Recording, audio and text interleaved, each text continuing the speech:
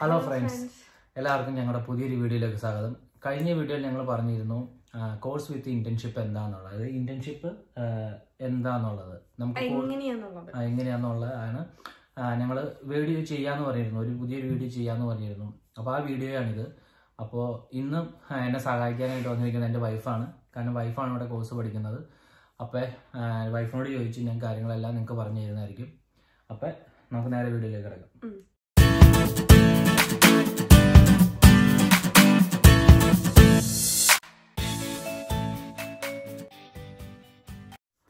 അപ്പോൾ ഞാൻ ആദ്യമായിട്ട് ചോദിക്കാൻ പോകുന്നത് എത്ര നാളാണ് ഇന്റേൺഷിപ്പ്? നമ്മളിപ്പോൾ നാട്ടിൽ നിന്ന് വരാൻ നേരത്തെ ഏജൻസിക്കാർ നമ്മളോട് പറഞ്ഞത്, ഇപ്പം ഞങ്ങളോട് പറഞ്ഞത് 1 year കോഴ്സും 1 year ഇന്റേൺഷിപ്പ് എന്നാണ് അവർ ഞങ്ങളോട് പറഞ്ഞത്.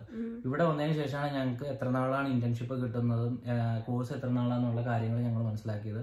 ഇതൊന്നും ഏജൻസിക്കാർ പറയുന്നത് കറക്റ്റായിട്ടല്ല പറയുന്നത്. കാരണം അവർക്ക് അറിയാവുന്ന ഒരു ഡീറ്റെയിൽ വെച്ചാണ് അവർ പറയുന്നത്. നമ്മളിവിടെ എത്തിയതിന് ശേഷമാണ് യൂണിവേഴ്സിറ്റിക്കാർ പറഞ്ഞതിന് ശേഷമാണ് നമ്മൾ കാര്യങ്ങൾ അറിയുന്നത്. അപ്പൊ അത് എങ്ങനെയൊക്കെയാണെന്നാണ് അജീന നിങ്ങളോട് പറഞ്ഞു തരാൻ പോകുന്നത്. ശരിക്കും എന്റെ കോഴ്സ് 1 year ആയിരുന്നു.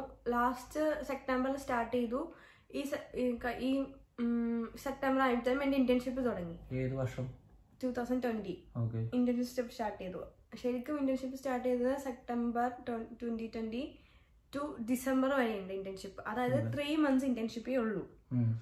അത് നമ്മൾ തന്നെ കമ്പനി ഫൈൻഡ് ഔട്ട് ചെയ്യണം, നമ്മൾ തന്നെ കണ്ടുപിടിച്ചിട്ട് യൂണിവേഴ്സിറ്റി റിപ്പോർട്ട് ചെയ്യണം. പിന്നെ അത് ചെയ്യാൻ പറ്റാത്തവർക്ക്, അങ്ങനെ കണ്ടുപിടിക്കാൻ പറ്റാത്തവർക്കാണെങ്കിൽ നമ്മൾ യൂണിവേഴ്സിറ്റിക്കാർ തന്നെ നമുക്കൊരു പ്രോജക്റ്റ് തരും. ഒരു പ്രോജക്റ്റിന് ഒരു ഗൈഡ് ഉണ്ടാവും. അതായിരിക്കും നമ്മുടെ ക്ലയന്റ് ആയിട്ട് വർക്ക് ചെയ്യണത്. അപ്പൊ ആ ക്ലയന്റിന് വേണ്ടിയിട്ടായിരിക്കും നമ്മൾ ആ പെർട്ടിക്കുലർ പ്രോജക്റ്റ് ചെയ്യേണ്ടത്. ഇന്റേൺഷിപ്പ് ഓൾമോസ്റ്റ് എല്ലാം വിത്തൗട്ട് പേയ്മെന്റ് ആണ്. വളരെ റെയർ ആയിട്ടുള്ളൂ പെയ്ഡ് ആയിട്ടുള്ളത്. പിന്നെ എന്ന് പറയുമ്പം ശരിക്കും പറഞ്ഞാൽ ഈ നമ്മൾക്ക് യൂണിവേഴ്സിറ്റി പ്ലേസ്മെന്റ് സെല്ലിൽ നിന്ന് കുറച്ച് വേക്കൻസീസ് ഒക്കെ ലിസ്റ്റ് ചെയ്യും. അപ്പം നമ്മളത് കണ്ടിട്ട് അപ്പം തന്നെ അപ്ലൈ ചെയ്ത് സ്റ്റാർട്ട് ചെയ്യണം. അതായത് ഞാനൊക്കെ ശരിക്കും ഞങ്ങൾക്ക് മാർച്ച് ടു ഓഗസ്റ്റ് വരെ ഹോളിഡേ ആയിരുന്നു. അപ്പം ഇൻ ബിറ്റ്വീൻ നമുക്ക് ആ ഒരു ടൈമിൽ നമ്മൾ കമ്പനീസൊക്കെ അപ്ലൈ ചെയ്യാനായിട്ട് നോക്കണം. ബിക്കോസ് ഇപ്പോൾ കോവിഡ് ലോക്ക്ഡൗൺ ഒക്കെ ആയതുകൊണ്ട് കമ്പനീസ് ഒന്നും ഓപ്പൺ അല്ലായിരുന്നു. അപ്പോൾ കുറേ ഓപ്പർച്യൂണിറ്റീസ് കുറവായിരുന്നു. പിന്നെ എനിക്കിപ്പോൾ ഇന്റേൺഷിപ്പ് കിട്ടിയത് ഒരു ഗേറ്റ് വേ എന്ന് പറഞ്ഞൊരു കമ്പനിയിലാണ്. അതെനിക്ക് യൂണിവേഴ്സിറ്റിയിൽ നിന്ന് അവർ പ്ലേസ്മെന്റ് സെല്ല് വഴി അവർ മെയിൽ അയച്ചപ്പോൾ ഞാൻ അപ്ലൈ ചെയ്ത് കിട്ടിയതാണ്. അപ്പോൾ അങ്ങനെ അവർ അവരുടെ അണ്ടറിലുള്ള കുറച്ച് കമ്പനീസ് അവർ ലിസ്റ്റ് ചെയ്യും. അവർ വേക്കൻസി ഉണ്ടെങ്കിൽ നമുക്ക് അവിടെ അപ്ലൈ ചെയ്യാം. അവർ ഇന്റർവ്യൂ ഉണ്ടാവും. അത് കഴിഞ്ഞിട്ടാണ് നമ്മൾ അവരെ സെലക്ട് ചെയ്യും. അപ്പൊ അതും വിത്തൗട്ട് പേയ്മെന്റ് ആണെന്നാണ് ഇപ്പൊ പറഞ്ഞിരിക്കുന്നത്. പക്ഷെ അവര് എങ്ങും സക്സസ്ഫുൾ ആവുകയാണെങ്കിൽ ഇവർക്ക് എന്തെങ്കിലും പേയ്മെന്റ് കൊടുക്കുമെന്നാണ് അവര് പറഞ്ഞത്.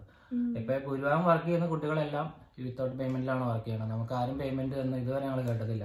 പിന്നെ അതുപോലെ തന്നെ കൂടുതലും കുട്ടികൾ കെയർ ഹോമിലൊക്കെയാണ് ഈ ഇന്റേൺഷിപ്പ് ചെയ്യുന്നത്. കെയർ ഹോമിൽ അവരെങ്ങനെ ചെയ്യുന്നത്? അങ്ങനെയൊക്കെ ചെയ്യുന്നത്. അത് മാനേജ്മെന്റ് കോഴ്സ് പഠിക്കുന്നവർക്കാണ് അത് പറ്റത്തുള്ളൂ, അല്ലാത്തവർക്ക് അതുപോലും പറ്റത്തില്ല. ഞങ്ങളുടെയൊക്കെ സീനിയേഴ്സ് എല്ലാവരും യൂണിവേഴ്സിറ്റി തന്നെയാണ് ചെയ്തുകൊണ്ടിരുന്നത്. വളരെ കുറച്ച് പേർക്ക് മാത്രമാണ് പുറത്ത് കിട്ടിയിട്ടുള്ളൂ. അവർക്ക് പക്ഷെ കഴിഞ്ഞ വർഷം അത്രയും സീൻ ഉണ്ടാവുന്നില്ല. ലോക്ക്ഡൌൺ അങ്ങനെയൊന്നും ഉണ്ടാവുന്നില്ല. നമുക്ക് കമ്പനീസിൽ അപ്ലൈ ചെയ്ത് ചോദിക്കായിരുന്നു വേക്കൻസീസ് ഉണ്ടോന്ന്. ഇപ്രാവശ്യം ലോക്ക്ഡൌൺ ആയതുകൊണ്ട് ആരെയും കമ്പനീസിലൊന്നും അലൗഡ് അല്ലല്ലോ. ഇപ്പൊ ഞാൻ ചെയ്യുന്നതായിരുന്നു ഫുൾ ഓൺലൈനായിട്ടാണ് ചെയ്യണത്. വീട്ടിലിരുന്ന് തന്നെയാണ് ചെയ്യണത്. കമ്പനി പോയി ചെയ്യേണ്ട ആവശ്യമൊന്നുമില്ല. നിങ്ങൾ ഈ ചെയ്യുന്ന ഇന്റേൺഷിപ്പിന് നിങ്ങൾക്ക് എന്തെങ്കിലും മാർക്കോ അല്ലെങ്കിൽ എന്തെങ്കിലും കാര്യങ്ങൾ ഇതിൽ കിട്ടുമോ? അല്ലെങ്കിൽ നിങ്ങൾക്ക് ഈ ഇന്റേൺഷിപ്പ് കഴിഞ്ഞിട്ട് നിങ്ങൾ എന്താ ചെയ്യുന്നത്? ശരിക്കും ഇന്റേൺഷിപ്പിന്റെ കൂടെ തന്നെ നമ്മൾ ഒരു മൊഡ്യൂളും കൂടിയും ചെയ്യുന്നുണ്ട്. ആ ഒരു ക്ലാസ്സും നമുക്ക് ഇന്റേൺഷിപ്പിന്റെ ഇടയിൽ നടക്കും. അപ്പൊ എനിക്കിപ്പോ ക്ലാസ് ട്യൂസ്ഡേയിലുള്ളൂ. അത് 3 hours ക്ലാസ് ആണ്. അത് നമ്മൾ ഇന്റേൺഷിപ്പ് ചെയ്ത് കഴിഞ്ഞിട്ട് യൂണിവേഴ്സിറ്റിയിൽ നമ്മൾ അതിന്റെ ഒരു റിപ്പോർട്ട് സബ്മിറ്റ് ചെയ്യണം.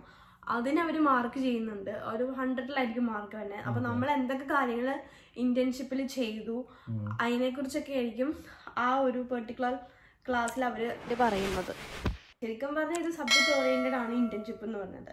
അല്ലാണ്ട് നമ്മളൊരു കമ്പനി പോയി വർക്ക് ചെയ്ത് പേയ്മെന്റ് കിട്ടണമെന്നൊന്നും അല്ല. അതിന് നമ്മൾ ഇന്റേൺഷിപ്പ് ചെയ്ത് കഴിഞ്ഞിട്ട് നമുക്ക് റിപ്പോർട്ട് വെക്കണം. അതായത് ഔട്ട്സൈഡ് കമ്പനീസിൽ ചെയ്യുന്നവർക്കാണ് ഇത് പറയുന്നത്. അല്ലാണ്ട് യൂണിവേഴ്സിറ്റി ചെയ്യുന്നവർ ആ പ്രൊജക്റ്റ് ആണ് അവർ ചെയ്യുന്നത്. അതാണ് അവർ സബ്മിറ്റ് ചെയ്യുന്നത് അവിടെ. അപ്പോൾ അവർക്ക് അതിന്റെ ബേസിസിലായിരിക്കും മാർക്ക് തന്നെ. അപ്പോൾ പുറത്ത് ചെയ്യണവർ അവരെന്താ ചെയ്യുന്നതെന്ന് കറക്റ്റായിട്ട് നമ്മൾ യൂണിവേഴ്സിറ്റിനെ ഇൻഫോം ചെയ്യണം. അതിന് വേണ്ടിയിട്ട് നമുക്കൊരു ട്യൂട്ടറിനെ അവർ അസൈൻ ചെയ്തിട്ടുണ്ടാവും, ഒരു പേഴ്സണൽ ട്യൂട്ടർ.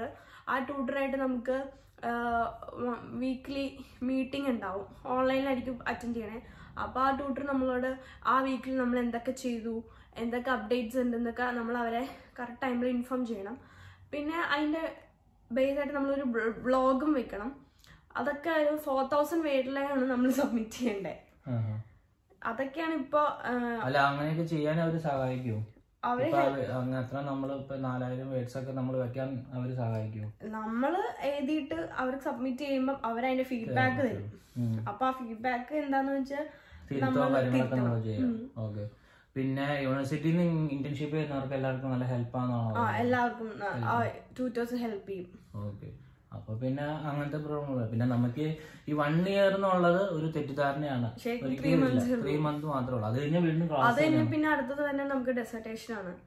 അതാണ് പിന്നെ ഡിസംബർ തൊട്ട് സ്റ്റാർട്ട് ചെയ്യണേ. അത് 10,000 വേണ്ട ഡെസർട്ടേഷൻ ആണ്. ശരിക്കും 2 ഇയർ കോഴ്സ് എന്ന് പറഞ്ഞു കഴിഞ്ഞാൽ എനിക്ക് അങ്ങനെ 1.5 വർഷം ക്ലാസ് ഉണ്ടെന്ന് തോന്നുന്നു മാക്സിമം. പിന്നെ ഹോളിഡേ എല്ലാം ഒഴിവാക്കി കഴിഞ്ഞാൽ ഈ 3 മാസം ഇതൊക്കെയാണ്. ഡെസർട്ടേഷൻ ടൈമിൽ ക്ലാസ് ഉണ്ടാവും, കാരണം അതിന് അസിസ്റ്റ് ചെയ്യാനായിട്ടുള്ള ക്ലാസ് ഉണ്ടാവുമായിരിക്കും. ശരിക്കും ക്ലാസ് കുറച്ച് ദിവസം മാത്രമേ ഉള്ളൂ വീക്കിലി. സെക്കൻഡ് ഇയർ പിന്നെ ഇന്റേൺഷിപ്പ് എല്ലാവർക്കും എനിക്ക് വീക്കിലി 3-4 ദിവസം ഉണ്ടെന്ന് തോന്നുന്നു ഇന്റേൺഷിപ്പ്. ഞാനിപ്പോ ചെയ്യണ കമ്പനീസിൽ 5 ദിവസം ചെയ്യണം. 9 to 4 ആയിരിക്കും എന്റെ വർക്കിംഗ് ടൈം. അപ്പൊ അങ്ങനെയാണ്. ചിലവർക്കൊക്കെ 2 ദിവസം 1 ദിവസമൊക്കെ ചെയ്തോ എന്നൊക്കെ പറഞ്ഞത്. യൂണിവേഴ്സിറ്റിയിലുള്ളവർക്ക് എത്ര 120 hours കണ്ട് അവർക്ക് കംപ്ലീറ്റ് ചെയ്യേണ്ടതുണ്ട്. പിന്നെ നമ്മള് ഇന്റേൺഷിപ്പ് ആയിട്ട് കണ്ടെത്തുന്ന ഏത് കമ്പനിയാണോ അതിന്റെ നമ്മൾ നേരത്തെ തന്നെ അറിയിക്കണ്ടേ, നമ്മള് സ്വന്തമായിട്ട് കണ്ടെത്തനാണെങ്കിൽ.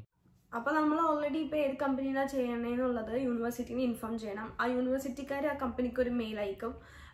അവരുടെ നമ്മൾ പഠിക്കുന്ന കോഴ്സ് ആയിട്ടുള്ള ഇന്റേൺഷിപ്പ് ആണോ ചെയ്യണത്, അത് നമുക്ക് ആ ഇന്റേൺഷിപ്പ് ചെയ്യുന്നവരെ എന്തൊക്കെ ഔട്ട്കം കിട്ടും എന്നുള്ള കമ്പനി യൂണിവേഴ്സിറ്റിനെ ഇൻഫോം ചെയ്യണം. പിന്നെ കുറെ ഹെൽത്ത് ആൻഡ് സേഫ്റ്റി അങ്ങനെ എന്തോ കാര്യങ്ങളൊക്കെ ചെയ്ത് ഒരു ക്വസ്റ്റ്യനെയർ കമ്പനി ഫില്ല് ചെയ്ത് യൂണിവേഴ്സിറ്റിക്ക് കൊടുക്കണം. അങ്ങനെ കുറച്ച് പ്രൊസീജിയേഴ്സ് ഒക്കെ ഉണ്ട്. അതപ്പോ നിങ്ങൾ ആ ടൈം ആകുമ്പോൾ ചോദിച്ചാൽ ഞാൻ പറഞ്ഞു തരുന്നതായിരിക്കും. അപ്പൊ ഈ വീഡിയോയിലൂടെ ഞങ്ങള് നിങ്ങൾക്ക് പറഞ്ഞു തന്നിട്ട് ഇന്റേൺഷിപ്പ് എന്താണെന്നുള്ളതും എത്ര നാളാന്നുള്ള ഡീറ്റെയിൽ ആയിട്ട് ഞങ്ങൾ പറഞ്ഞു തന്നിട്ടുണ്ട്.